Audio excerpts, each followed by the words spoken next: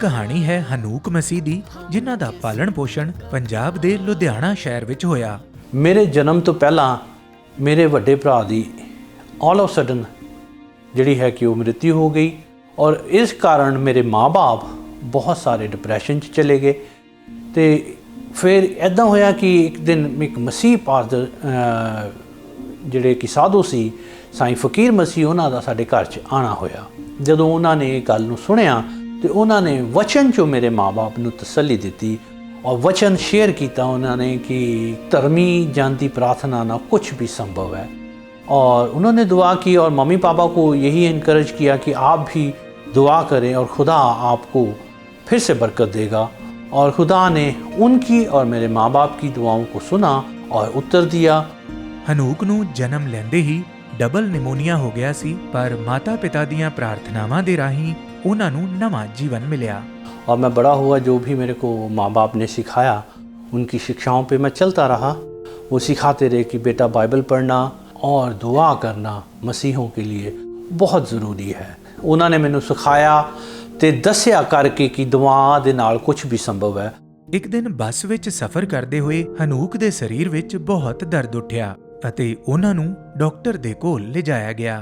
तो बहुत ही high blood pressure था। तो उन्होंने कहा कि इसका तो ब्लड प्रेशर बहुत हाई है, इसको तो एमरजेंसी इसको दाखिल करना पड़ेगा और इसकी डायलिसिस करने पड़ेंगे।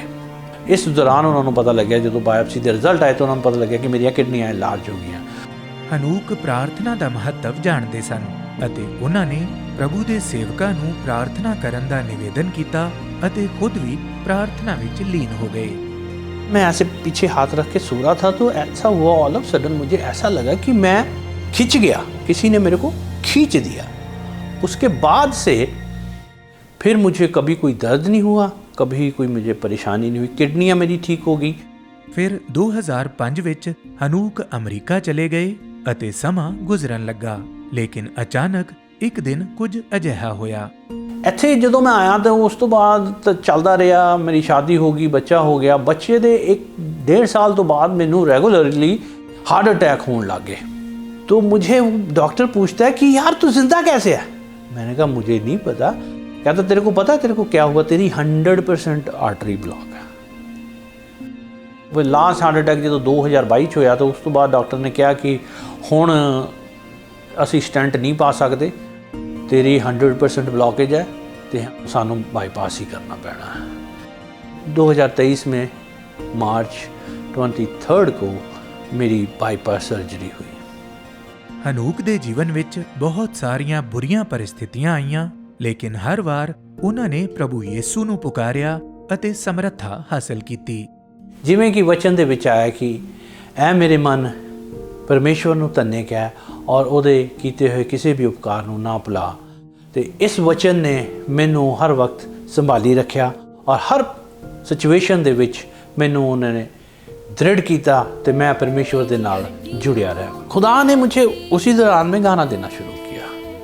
तो वो गाना मैंने पहला गाना लिखा कि तेरी हड्डियों की हड्डी हूँ मैं, तेरे मांस का मांस। तेरी हड्डियों की हड्डी हूँ मैं, तेरे मांस का मांस हूँ।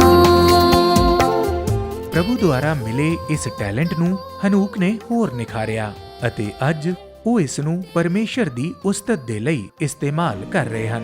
ਮੇਰੀ ਇਹੀ ਤੁਹਾਡੇ ਲਈ ਬੇਨਤੀ और प्रार्थना है कि ਤੁਸੀਂ ਵੀ दुआ करते रहो, घुटनों ते रहो, बाइबल पढ़ते रहो।